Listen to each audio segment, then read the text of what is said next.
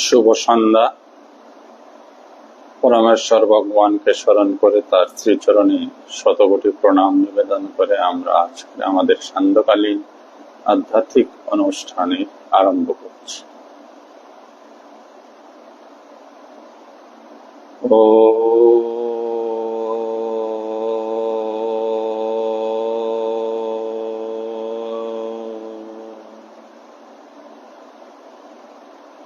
শ্রী পরমাত্মনে নমঃ। আমরা আজকে স্বরূপ চিন্তনের মাধ্যমে আলোচনা শুরু করব। আমি শক্তিশালী আত্মা, আমি শক্তিশালী আত্মা, আমি দেহ নই, মন নই, বুদ্ধি নই, আমি নিত্য শুদ্ধ বুদ্ধ মুক্ত আত্মা, আমি সচিৎ আনন্দময়।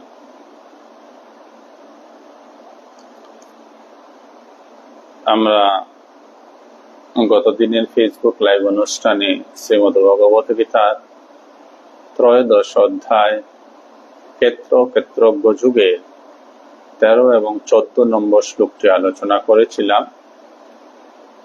আজ আমরা 15 নম্বর শ্লোকটি থেকে আলোচনা শুরু করছি। আসুন দেখে নেই 15 নম্বর শ্লোকে ভগবান শ্রীকৃষ্ণ কি বলছেন। ভগবান উবাচ, ভগবান বলছেন, সর্ব ইন্দ্রিয় গুণাবাসম সর্বে ইন্দ্রিয় বিবর্জিতম অশক্তম সর্বভৃত চৈব নির্গুণ গুণ ভৃক্তচ্চ।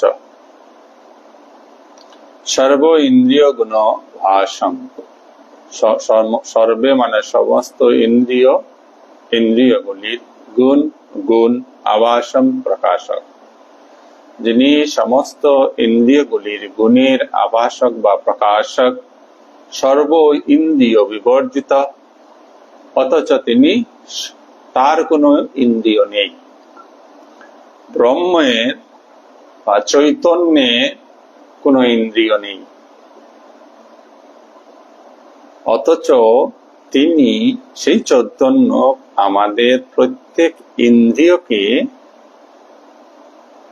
প্রকাশ করেন।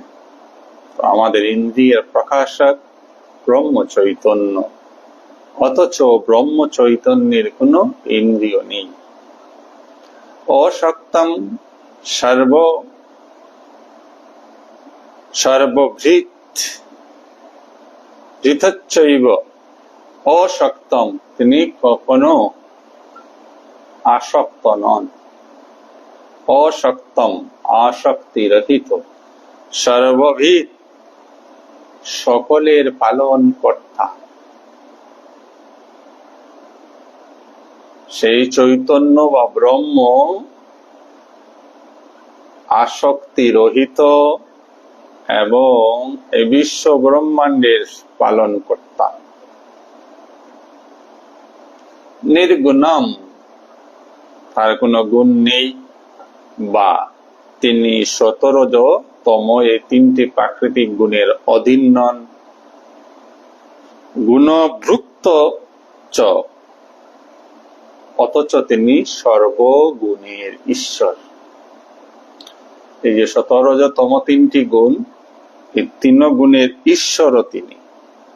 তো আমরা কি বুঝলাম? সেই পরমাত্মা সমস্ত ইন্দ্রিয়ের প্রকাশক। ইন্দ্রিয় বলতে আমাদের 5টি জ্ঞানেন্দ্রিয়, 5টি কর্মেন্দ্রিয় এবং 1টি অন্তর ইন্দ্রিয় মন, এই একাদশ ইন্দ্রিয়কে যিনি প্রকাশ করছেন তিনি ব্রহ্ম বা তিনি চৈতন্য।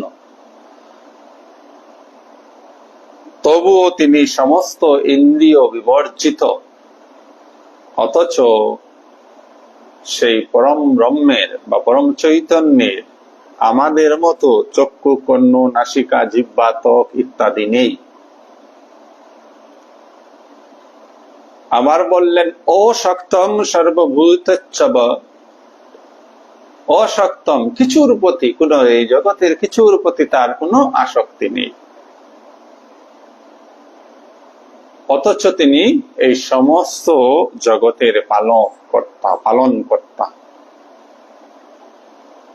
তার নিজের কোনো গুণ নেই, অর্থাৎ তিনি সতরজতম গুণের দ্বারা প্রভাবিত নন, অথচ এই জগতে যে গুণের খেলা হচ্ছে, সতরজতম গুণের খেলা, তিনি তার ঈশ্বর। তা সমস্ত গুণের অতীত হয়েও পরমেশ্বর বা ব্রহ্ম সকল গুণের ঈশ্বর। এই কথাগুলি আমাদেরকে একটু গভীরভাবে ভাবতে হবে। ব্রহ্মকে ধারণা করতে হলে তিনি আপনার মধ্যে আমার মধ্যেই আছেন, এবং বেশ কি বলবো, এটাকে এমন ভাবে আছেন যে তাকে ছাড়া একটা মুহূর্ত আপনি বা আমি, শুধু আমরা কেন, এই জগতে যত প্রাণীকুল আছে, জগতে যা কিছু আছে, একটা মুহূর্ত তাকে ছাড়া বাঁচতে পারে না, অথচ সেই ব্রহ্মের অনুভব আমাদের হয় না। এই ধরুন আমি কথা বলছি, আপনি কথা শুনছেন, শোনা একটি শক্তি, বলা একটি শক্তি। এই বলার শক্তি এসছে কোথা থেকে, বা শোনার শক্তি আসলো কোথা থেকে? আপনি বলবেন আমি শুনছি কান দিয়ে। বেশ ভালো কথা, আপনি কান দিয়ে শুনছেন। কান কি পদার্থ? জড় পদার্থ। তাহলে এই ঘড়িটি কি শুনছে? না, এই ঘড়ি শুনে না। এই ঘড়ি যেরকম, আপনার কানও সেই রকম। এই ঘড়ি যেই রকম শুনতে পায় না, আপনার কানও সেই রকম শুনতে পায় না। তার প্রকৃষ্ট উদাহরণ হলো চৈতন্যের অভাব হেতু মৃত ব্যক্তি কিছু শুনতে পায় না, অথচ কান এজ ইট ইজ আছে। এবার চৈতন্যটাকে বুঝুন, বুঝতে হবে আমাদেরকে কি এই চৈতন্য জিনিসটা। এই ঘড়ির মধ্যে সেই চৈতন্য কেন নেই, যে কই চৈতন্যের কথা আমরা আলোচনা করছি? মনে রাখতে হবে এই ঘড়ির মধ্যেও সেই চৈতন্য আছেন। সেই চেতনাই, সেই বিশ্ব চেতনা, এই বিশ্ব চেতনা এই ঘড়িকে ধারণ করে আছে। বিশ্ব চেতনা ঘড়িকে ধারণ করে আছে, অথচ এই ঘড়ির মধ্যে সেই চৈতন্য সরাসরি প্রকাশিত হচ্ছেন না, যেভাবে আপনার আমার মধ্যে চৈতন্য প্রকাশিত হন।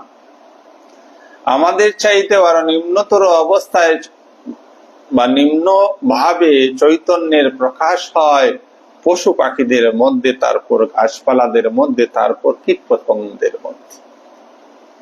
একমাত্র মানুষের মধ্যে সেই চৈতন্য সবিশেষ রূপে প্রকাশিত হন।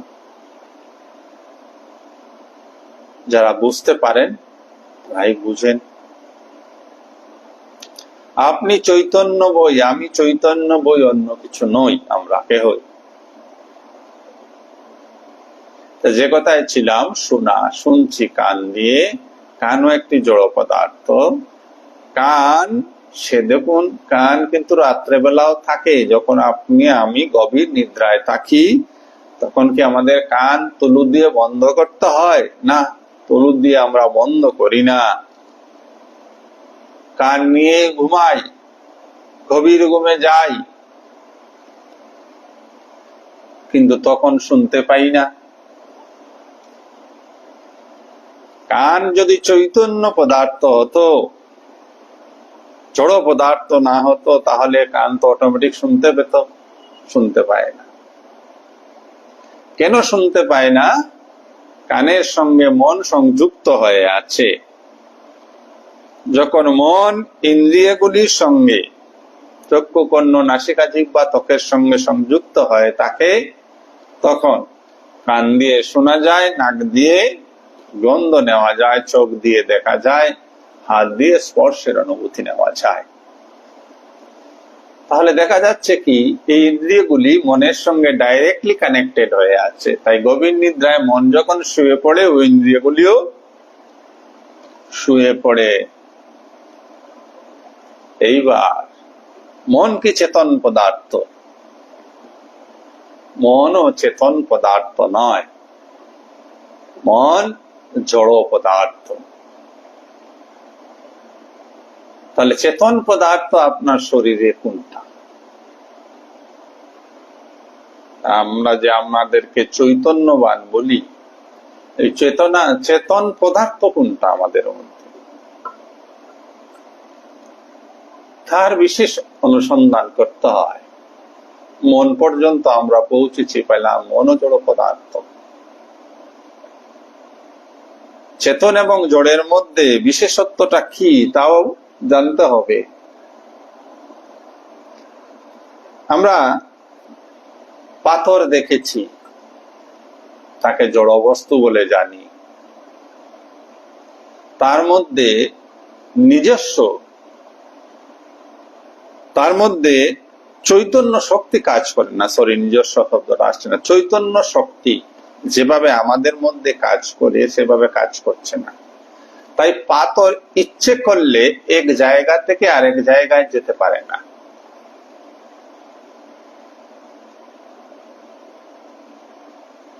অর্থাৎ সে প্রকৃতির কাছে নিরুপায় হয়ে আছে। প্রকৃতি তাকে যেভাবে নিয়ে যাবে সে সেইভাবেই যাবে। প্রকৃতি তাকে কিভাবে, পাথরটি পাহাড়ের মধ্যে আছে, বৃষ্টি দিল, পাথরটি গড়িয়ে একদম রাস্তায় চলে এলো। সে নিজে আসেনি, প্রকৃতির প্রভাব এসে আসছে। সেখানে কেউ পেয়ে গেল, তাকে হয়তো ভেঙে টুকরা টুকরা করে দিল, কারো বিল্ডিং এ লেগে গেল। তাকে প্রোটেস্ট করার মতো, প্রকৃতির হাত থেকে নিজেকে রক্ষা করার মতো তার কাছে কোনো চৈতন্য শক্তি নেই। প্রকৃতির দাস হয়ে সে প্রকৃতির গোলাম হয়, বা প্রকৃতির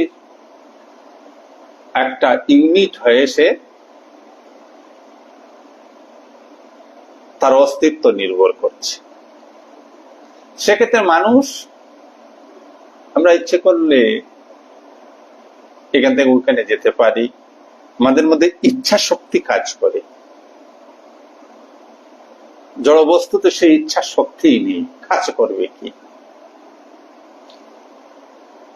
তো ওই ইচ্ছা শক্তি যার মধ্যে রয়েছে, যার মধ্যে কাজ করছে, যার মধ্যে ক্রিয়াশীল, সেই চেতন পদার্থ। তাই মানুষ চেতন। কিন্তু এই চেতনাটা কোথায়? মন পর্যন্ত আমরা খুঁজে পেয়েছি। মনকে বলা হচ্ছে সূক্ষ্ম শরীর। মন পর্যন্ত খুঁজে পেয়েছি, মনও জড় বস্তু। চৈতন্যটা কোথায়? এখানে যে ভগবান বললেন আমাদের ইন্দ্রিয়গুলিকে তিনি প্রকাশ করছেন, মানে চেতনা প্রকাশ করছেন। তো কত সূক্ষ্ম বিষয় যা আমরা ধরতেও পারছি না। আমাদের কাছে আমাদের চোখ, হাত, পা গুলিয়ে যেন এমনিতেই কাজ করছে। কথাগুলো একটু গভীরভাবে যখন আমরা বুঝার চেষ্টা করব। যেমন আমি বললাম আমি দেখিতেছি, আমি দেখিতেছি। কে দেখিতেছে? প্রশ্ন যদি কেউ করে আপনার উত্তর হবে আমি দেখিতেছি। এইবার দেখুন তো এই শব্দ দুটির মধ্যে একটা আরেকটা বিশেষ একটা কিছু রয়ে আছে, যা ঠিক ক্যাচ করা যাচ্ছে না, ধরা যাচ্ছে না। আমি দেখিতেছি, কিসের দ্বারা যদি আমি বলি, তখন বলবো চোখের দ্বারা দেখিতেছি। অর্থাৎ আমি, চোখ, দেখা, এই তিনটা জিনিস আলাদা। আমি, চোখ, দেখা, তিনটা জিনিস আলাদা। আমিটা চোখ নয়, আমিটা দেখা নয়। আমিটা কি? ওই আমিটাই চৈতন্য, তার শুদ্ধ অবস্থা। আমির শুদ্ধ অবস্থাটা চৈতন্য, অশুদ্ধ অবস্থাটাই মন।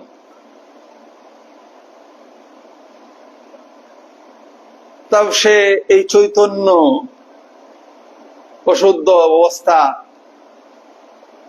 কি নিজে নিজে প্রাপ্ত হয়েছেন? চৈতন্য কখনো অশুদ্ধ অবস্থা প্রাপ্ত হন না। চৈতন্য যে জড়কে, জড় পদার্থকে আধার করে থাকেন, জড় পদার্থের প্রকৃতি অনুসারে, সেই জড় পদার্থ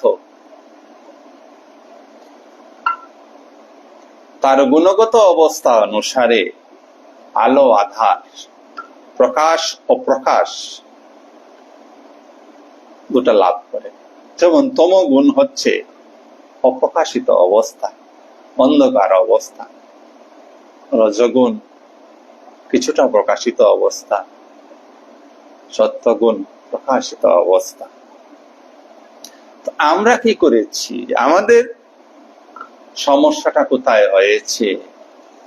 আমরা সবাই জন্ম নিয়েছি একদম পবিত্র মন, তখন মন ছিলই না।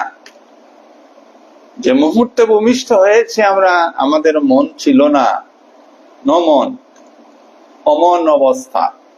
আর অমন অবস্থাটাই আত্ম অবস্থা বা আত্মা বা পরমাত্মার অবস্থা, সেই শুদ্ধ চৈতন্য অবস্থা। এই শব্দগুলি আলাদা আলাদা ভাবে ব্যবহার করা হয়, অর্থ একই। এইবার মলিনতা, ওই শিশুটি যখন জন্ম নিল সাথে সাথেই মলিনতা শুরু হলো। বলেছিলাম না চৈতন্য এবং জড়, ওই শিশু শরীরটা জড়, তার মধ্যে চৈতন্য রয়েছেন। এবার শরীরের প্রয়োজন হয়ে গেছে। শিশুটা মাতৃগর্ভ থেকে বেরিয়ে এসছে, সে ফিল করছে ঠান্ডা গরম। ঠান্ডা গরম ফিল করার সাথে সাথেই অবস্থা পরিবর্তন তার মধ্যে বোধ হয়েছে, তাই সে চিৎকার করছে, কান্নাকাটি করছে। মানুষ তাকে, তার মা বাবা তাকে কাপড় টাপড় দিল, সে গরম ফিল করলো। এই সংস্কার তৈরি হতে শুরু হলো। তবুও এরপরে ধরুন খাওয়া দাওয়া, এরপরে ধীরে ধীরে আরো বড় হয়। এইভাবে বর্ষের 1.5 পর্যন্ত শিশুটি কিন্তু দেবতুল্যই থাকে। এরপর আস্তে আস্তে তাকে সামাজিক নিয়ম অনুসারে আমরা আরো ব্যতিব্যস্ত হয়ে উঠি, সবাই তাকে জোর করি, এই জগতে তাকে পরিচয় দিতে থাকি, এই জগতে তাকে উপাধি দিতে থাকি। সে বিভিন্ন উপাধিতে ভূষিত হয়। ওই যে শুদ্ধ সত্য অবস্থা, শুদ্ধ চৈতন্য অবস্থা, দেহে জনিত 17তম গুণের দ্বারা লাঞ্ছিত হয়ে, তাড়িত হয়ে সে ধীরে ধীরে একটি মন তৈরি করে ফেলেছে। তার অজান্তে এই মন তৈরি হয়ে গেছে। আমার, আপনার, আমাদের প্রত্যেকের অজান্তে এই মন তৈরি হয়ে গেছে। তো মন তৈরি হওয়ার জন্য সংস্কারগুলি ছিল, চিন্তাধারাগুলি ছিল। এইগুলি বারংবার ব্যবহার করতে করতে মনের সংস্কারগুলি একদম পাথরের মতো কঠিন হয়েছে, পাথরের মতো কঠিন। এই সংস্কারের একটি দেওয়াল, একটি আবরণ আত্মাকে ঢেকেই দিল। আত্মার কথা, আত্মা যেন হারিয়ে গেলেন। আছেন অথচ আপনার হৃদয় মন্দিরেই আছেন, আপনার দেহ মন্দিরেই আছেন, অথচ বড় ও লক্ষিত ভাবে অনাদরে তিনি যেন বেঁচে আছেন। আমরা কিছু কিছু জিনিসের অনাদর করি না? যে জিনিসকে আমরা অনাদর করি সেই জিনিসকে কোথাও ঘরের কোনায় ফেলে রেখে দেই। কোনো কালে কোনো সময়ে যদি মনে পড়ে, পড়লো, না পড়লে আর নেই, সেই কোনায় থেকে থেকে জিনিসটা নষ্ট হয়ে যায়। ঠিক এমনই আমাদের সকলের অবস্থা হয়ে আছে। বয়সের অগ্রগতির সঙ্গে সঙ্গে কত সংস্কারের পর সংস্কারের পর সংস্কার, উপাধির পর উপাধি আমরা ভৌতিক উপাধিগুলি লাভ করেছি। আর এই উপাধি লাভের পেছনে যত যত যত যত অগ্রসর হয়েছি ততই ঈশ্বর অনাদৃত হয়েছেন, চৈতন্য অনাদৃত হয়েছেন, তাকে ভুলে গিয়েছি। তাই তো অজ্ঞানীর কাছে পরবর্তী শ্লোকে আমরা পাবো, অজ্ঞানীর কাছে ঈশ্বর অনেক অনেক দূরে। তাই তো অজ্ঞানী মাথা উপর দিয়ে তাকায় হে ঈশ্বর বলে, অনন্ত আকাশের দিকে তাকিয়ে বলে হে ঈশ্বর। কারণ এতটা দূরে সে অনুভব করছে।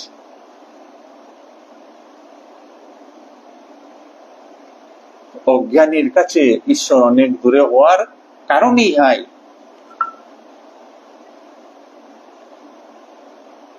কোন কারণে যদি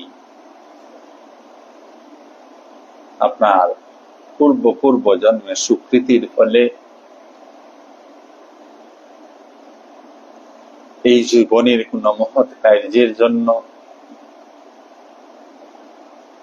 মনের মধ্যে এই ভৌতিক জগতে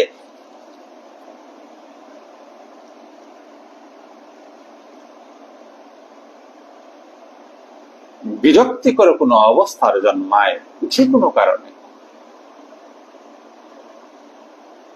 সে দুঃখ থেকেই আসে। বেশিরভাগ অধিকাংশ মানুষের জাগতিক আঘাত থেকে, দুঃখ থেকেই মানুষ আধ্যাত্মিক পথে আসে।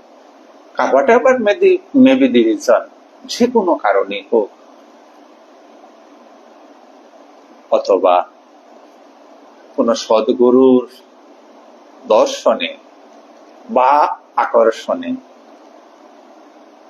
যদি তারা আশ্রিত হয়ে যেতে পারে, তবে সেই সদ্গুরু,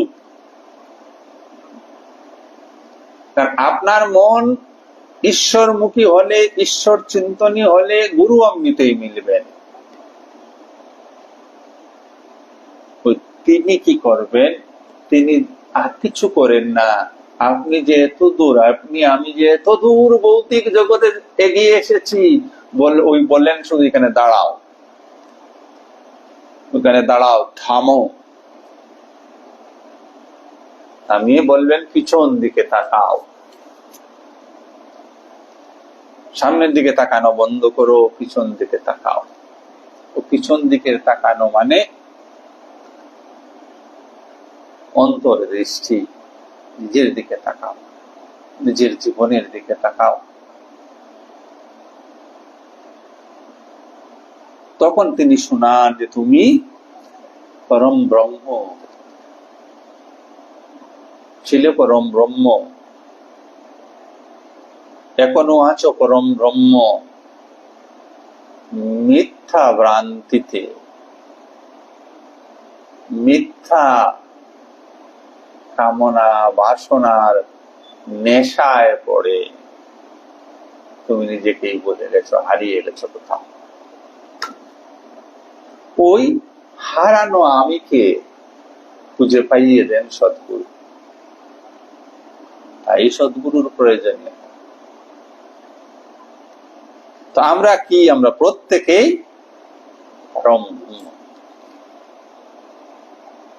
ভগবান তা বোঝানোর চেষ্টা করছেন।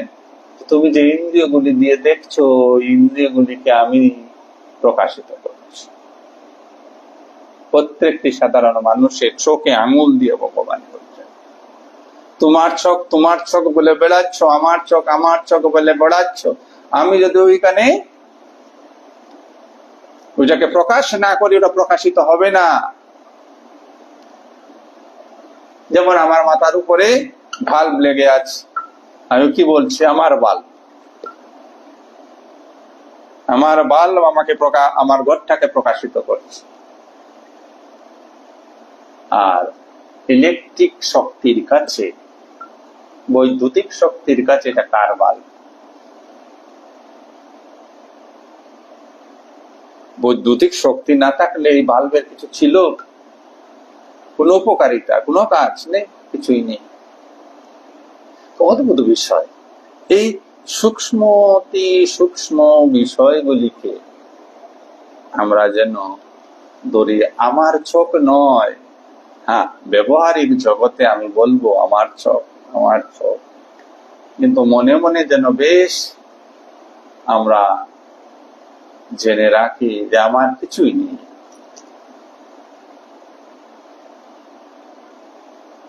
ব্যবহারিক জগতে, এই জগৎকে ব্যবহার করতে গিয়ে এগুলি আমার তোমার বলতে হয়।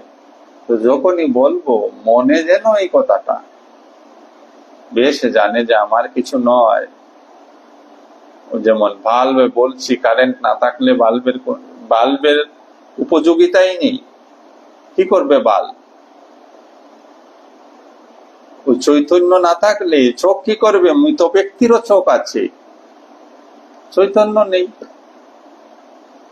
তো চৈতন্যের অভাব হেতু মৃত ব্যক্তির চোখ প্রকাশিত হচ্ছে না, দেখতে পায় না। প্রকাশিত হওয়া মানে দেখতে পায় না।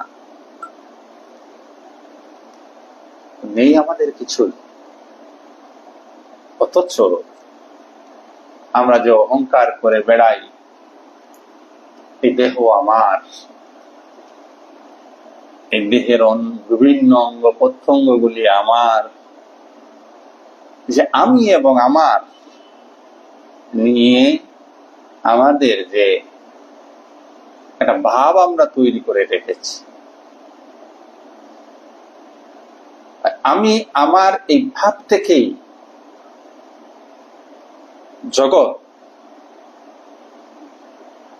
জগৎ কল্যাণ থেকে আমরা সবাই নিজ নিজ কল্যাণে, নিজ নিজ স্বার্থে ঘর বেঁধেছি সবাই। তাই দেখুন, এই পৃথিবীর সমগ্র সম্পদ রাশি মানুষ ভাগ করে নিয়েছে। আজও পশুরা ভাগ করেনি, পাখিরা ভাগ করেনি। পাখিরা বলে না এটা পাকিস্তান, পাখিরা বলে না এটা ইন্ডিয়া, পাখিরা বলে না ওইটা আমেরিকা যুক্তরাষ্ট্র, পাখিরা বলে না এই গাছের ফল আমার, পশু বলে না ওই বাগান আমার, কেউ কিছু বলে না। একমাত্র মানুষ সব ভাগ করে নিয়েছে। এক এক খণ্ড মাটি নিয়েছে, বা আমি মাটির জমিদার হয়েছি। আর ইহাই প্রমাণ করে প্রত্যেকটা মানুষ ব্যক্তি কেন্দ্রিক হয়ে গেছে, জগৎ কেন্দ্রিক কেউ নেই। বর্তমান সমাজ ব্যবস্থা তার প্রকৃষ্ট উদাহরণ। সমাজ ধীরে ধীরে ভেঙে ভেঙে ক্ষুদ্র থেকে ক্ষুদ্রতর হচ্ছে। পরিবার শব্দটি যেন একদম লাস্ট পয়েন্টে এসে দাঁড়িয়েছে। পরিবার আছে, কিন্তু পরিবারের সদস্যদের মধ্যে দূরত্ব কত। বৃহৎ পরিবার থেকে ক্ষুদ্র পরিবার, আরো মাইক্রো লেভেল পরিবার চলে আসছে। ছাদ একটি হতে পারে, 10টি মানুষ হতে পারে ওই পরিবারে, দর্শন আলাদা চলছে। আপনার কেন? এই যে আমরা যুগ যুগ ধরে তার সাধনা করছি। আমার জমি, এই ভৌতিক সাধনাগুলি, আমার জমি, আমার মাটি, আমার ছেলে, আমার দল, আমার বাড়ি, আমার ঘর, আমার সম্পদ, আমার আমার আমার আমার তো আমার আমার আমিও করছি, পৃথিবীর 800 কোটি মানুষ আমার আমার করছে।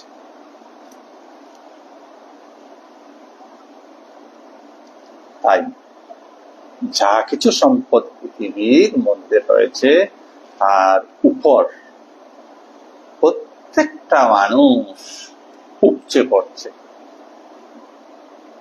তাই মানুষের মধ্যে প্রেম ভালোবাসার কোনো জায়গা নেই।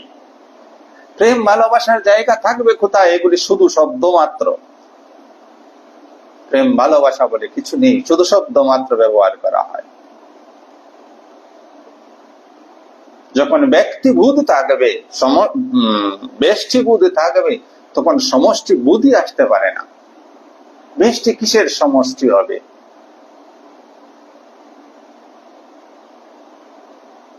তো প্রেম কোথা থেকে আসবে?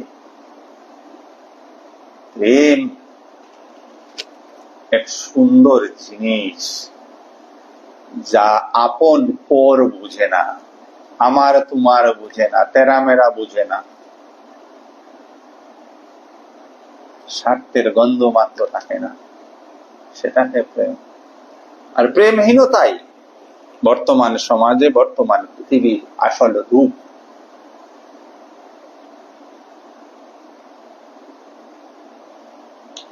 অন্য কিছু নয়। এই যে Iran, Israel, Gaza, Hamas, Ukraine, Russia, Bharat, Pakistan, এত বড় বড় কি হচ্ছে ওইখানটা? প্রেমহীনতা, প্রেমহীনতার প্রকাশ হচ্ছে। আপনার ঘরে, আপনার পাড়ায়, আপনার শহরে কি হচ্ছে? প্রেমহীনতার প্রকাশ পাচ্ছে, অন্য কিছু না। কারণ আমরা আমাদের যে স্বরূপ বলে তুমি সর্বত্র রয়েছ, তুমি সব কিছুর মধ্যে রয়েছ, সেই স্বরূপের জ্ঞান আমরা হারিয়েছি। সেই স্বরূপের জ্ঞানের চর্চা করা আমরা বন্ধ করে দিয়েছি। আমরা চর্চা করছি আমি আত্মা, আমি এই দেহের মধ্যে আছি, আমি এই জায়গায় আছি, আমি গৌহাটিতে আছি, গৌহাটির অমুক পাড়ায় আছি, ইহাই আমার। এই আমার সীমাবদ্ধতার মধ্যে আমরা জীবন বাঁচি। অনন্ত, আমাদের আত্মা যে অনন্ত, আমরা যে অনন্ত, সেই অনন্তের জ্ঞান আমরা ভুলে গেছি। আর যার ফলে একে অন্যের প্রতি বিদ্বেষ ভাব। আরে বিদ্বেষ ভাব তখনই শান্ত হবে যেদিন আমরা আবার ওই যে সদ্গুরু বলেছেন, দাঁড়াও, তোমার নিজের দিকে তাকাও। প্রতিটি মানুষ যদি নিজের দিকে তাকাতে পারে, এই সাহস সংগ্রহ করতে পারে, নিজের দিকে তাকানোর সাহস। হিটলারের কি সাহস ছিল? পৃথিবীর সবচেয়ে ডরপুক কাওয়ার্ড মানুষ ছিল হিটলার।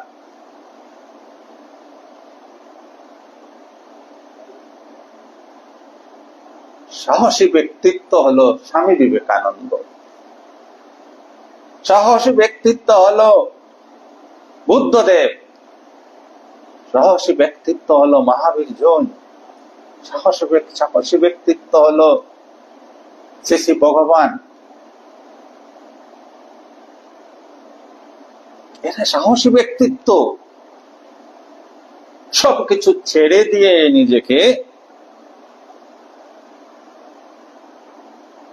নিজেকে তন্ন তন্ন বিচার করে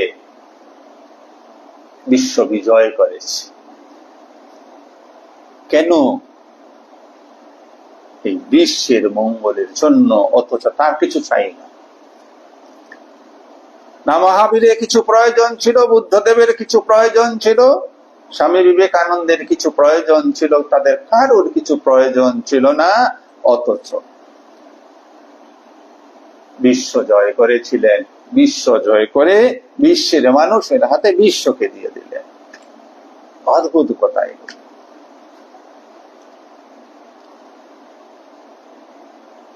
আমরা কোথায় যাচ্ছি?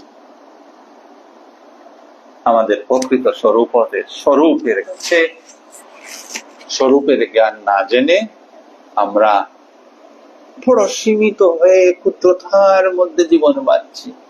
এই ক্ষুদ্রতার গণ্ডি থেকে যেন আমরা কোনো মতেই বের হয়ে আসতে পারি। চেষ্টা করতে হবে।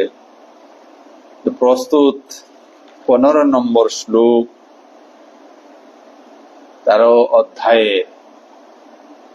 ভগবান ইহারই ইঙ্গিত করিয়ে দিলেন, তুমি যা কর্ম করো, যা কিছু করছো, সব কিছুকে আমি প্রকাশিত করে দিচ্ছি। বলো না তোমার চোখ দেখছে, আসলে ওই চোখ দেখার যে প্রয়োজনীয় যে শক্তি, সেই শক্তি আমি যোগান দিচ্ছি। অথচ ভগবানের কোনো ইন্দ্রিয় নেই, চৈতন্যের কোনো ইন্দ্রিয় নেই, সেই পরম সত্তার কোনো ইন্দ্রিয় নেই। তিনি নির্গুণ, অথচ সমস্ত গুণের ঈশ্বর। এই কথাগুলি আমরা একদিনের আলোচনায় বুঝবো না, বারংবার এগুলি আপনারা আলোচনা করবেন, ঘরে বুঝারও কিছু চেষ্টা করবেন। প্রাথমিক কিছু শব্দ রয়েছে, প্রত্যেকটি বিজ্ঞানের কিছু আলাদা আলাদা শব্দ থাকে, শব্দকোষ থাকে। সেই শব্দকোষ নিয়ে শব্দকোষের শব্দগুলির অর্থ জানতে হবে। শততম রজগুণ কি? প্রকৃতির গুণ। এই গুণগুলি আবার দৃশ্যমান হয় না, অথচ গুণগুলি ক্রিয়া করছে, তা অনুভব করতে হয়। যা কিছু আমরা এই চক্ষু, কর্ণ, নাসিকা, জিহ্বা, ত্বক, মন ইত্যাদির দ্বারা প্রত্যক্ষভাবে জানতে পারি, তাহা আমাদের কাছে প্রত্যক্ষ বিষয়। জানলাম চোখ দ্বারা একটি গড়ি, মন দ্বারা বুঝলাম এটা একটি গড়ি, প্রত্যক্ষ জ্ঞান। তো বিজ্ঞান প্রত্যক্ষ জ্ঞানকে আধার করেই উন্নতি করেছে। আর পারমার্থিক বিজ্ঞান এই প্রত্যক্ষ জ্ঞানকে নাকচ করে দিয়েছে, বলছে মিথ্যা। চোখ মিথ্যা দেখে, কান মিথ্যা শুনে, হাত বা স্পর্শানুভূতি মিথ্যা হয়, স্বাদ মিথ্যা হয়, গন্ধ মিথ্যা হয়।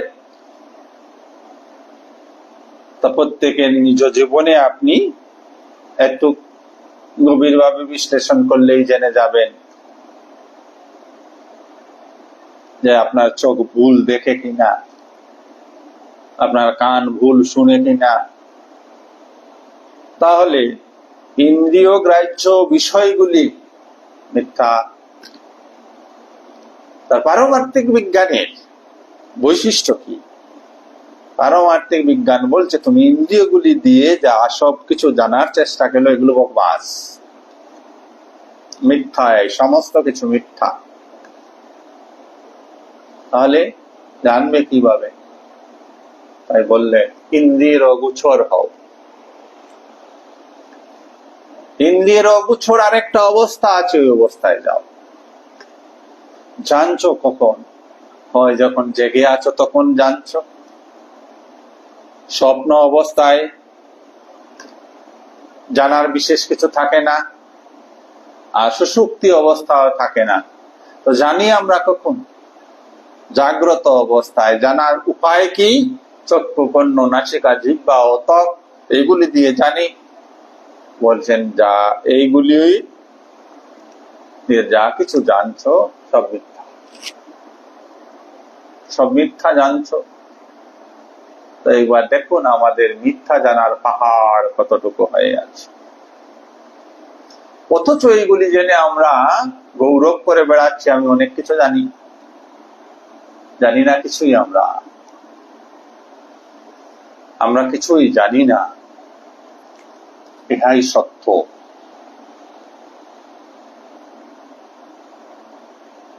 কারণ অনুভবের জ্ঞান আমাদের কারণ নেই। আরেকটি অবস্থা যেটা বেদান্ত মতে স্বীকৃত হয়, তুরীয় অবস্থা।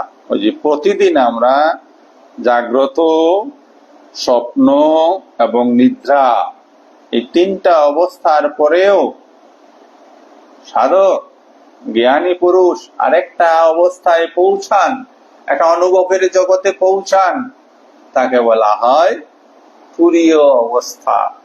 এই তুরীয় অবস্থা প্রাপ্তির জন্য সাধকের সাধনা। আমরা আজকের আলোচনা এখানেই সমাপ্ত করব। সবাইকে অনেক অনেক ধন্যবাদ। যারা আজকের এই অনুষ্ঠানে যুক্ত হয়েছেন তাদের প্রত্যেককে হৃদয়স্থ আত্মাকে আমার সশ্রদ্ধ প্রণাম নিবেদন করছি। শুভরাত্রি। সবাই ভালো থাকুন, সুস্থ থাকুন, আনন্দে থাকুন।